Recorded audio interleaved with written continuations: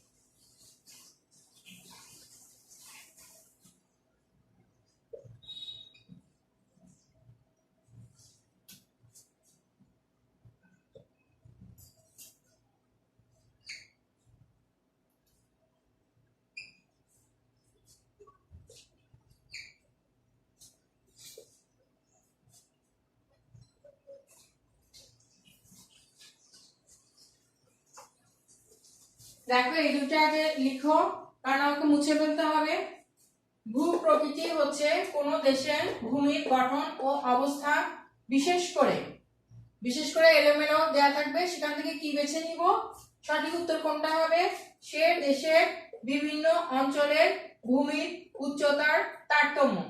তাহলে কি পেলাম, ভূ প্রকৃতি হচ্ছে কোনো দেশের ভূমির গঠন ও অবস্থা, বিশেষ করে কি সে দেশের বিভিন্ন অঞ্চলের ভূমির উচ্চতার তারতম্য।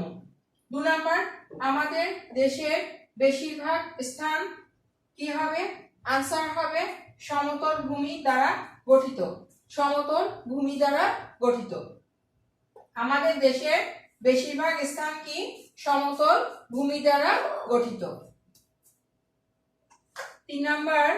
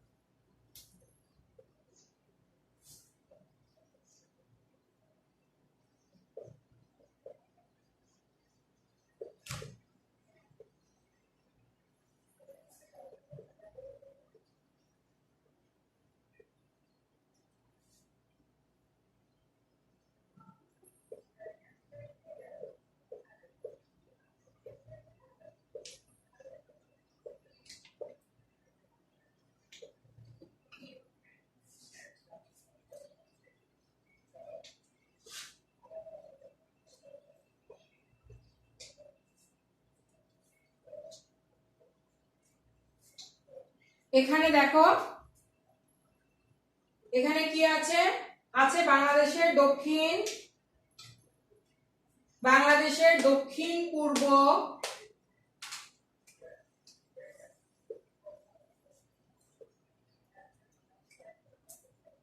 বাংলাদেশের দক্ষিণ পূর্ব ও উত্তর পূর্ব দিকে কিছু পাহাড় আছে। কি আছে? কিছু পাহাড়। উত্তর কি হবে? উত্তর হবে কিছু পাহাড় আছে। বাংলাদেশের দক্ষিণ পূর্ব দিকের পাহাড়গুলো, উত্তর কি হবে? দক্ষিণ পূর্ব দিকের পাহাড়গুলো কি কি? রাঙামাটি, খাগড়াছড়ি, বান্দরবন ও চট্টগ্রাম জেলায় কি অবস্থিত। বাংলাদেশের সবচেয়ে উঁচু পাহাড়ের নাম কি? উঁচু পাহাড়ের নাম হচ্ছে তাজিং ডং। এটা একটু তুলে নাও।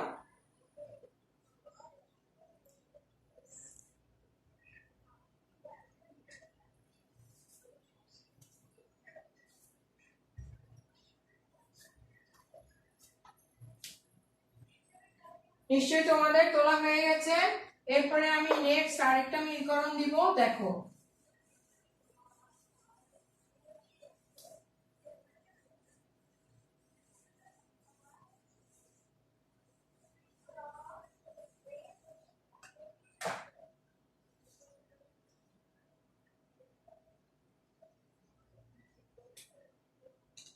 মিলকরণ 2।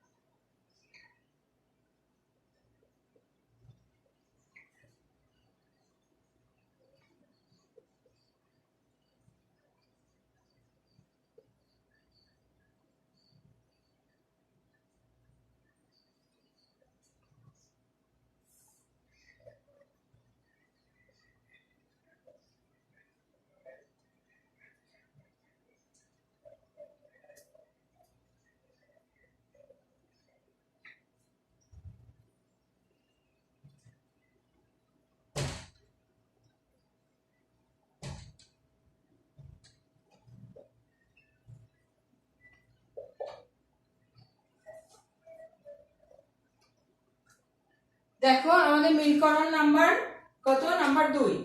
2 এর 1 নম্বরে কি আছে? 1 নম্বরে আছে বাংলাদেশের দ্বিতীয় উঁচু পাহাড়ের নাম। দ্বিতীয় উঁচু পাহাড়ের নাম কি? উঁচু পাহাড়ের নাম হচ্ছে কেওক্রাডং। উঁচু পাহাড়ের নাম হলো কেওক্রাডং। কেওক্রাডং। বাংলাদেশের দুটি পাহাড় কোথায় অবস্থিত? বান্দরবান জেলায় অবস্থিত। পাহাড়ি বনভূমি বাংলাদেশের সৌন্দর্য বৃদ্ধি করেছে। পাহাড়ি বনভূমি কি করেছে? বাংলাদেশের সৌন্দর্য বৃদ্ধি করেছে। পাহাড়ি এলাকা থেকে নিচু এসব দুবার হয়ে গেছে।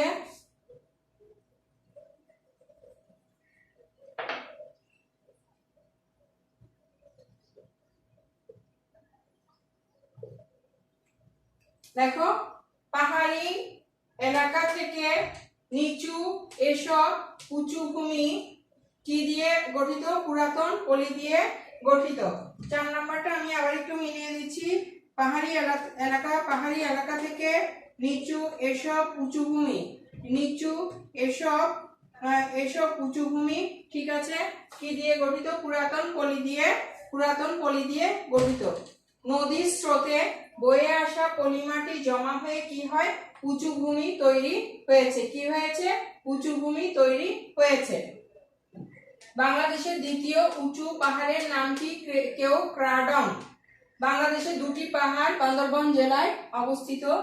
পাহাড়ি বনভূমি বাংলাদেশের কি করেছে? সৌন্দর্য বৃদ্ধি করেছে। পাহাড়ি এলাকা থেকে নিচু এসব উঁচু ভূমি কি হয়েছে? পুরাতন পলি দিয়ে গঠিত হয়েছে। নদীর স্রোতে বয়ে আসা পলিমাটি জমা হয়ে কি হয়? উঁচু ভূমি তৈরি হয়েছে। বোর্ডটা একটু দেখে লিখে নাও।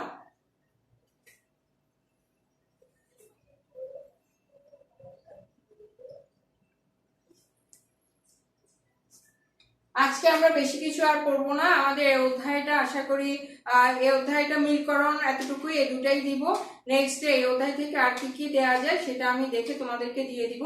আজকে তাহলে এ পর্যন্তই। তোমরা সবাই খাতার মধ্যে তুলে ভালো করে কোনটার সাথে কোনটা মিলকরণ হবে, কি হবে সেটা একটু গুছিয়ে পড়ে নেবে। তাহলে বিদায় নিচ্ছি। আল্লাহ হাফেজ।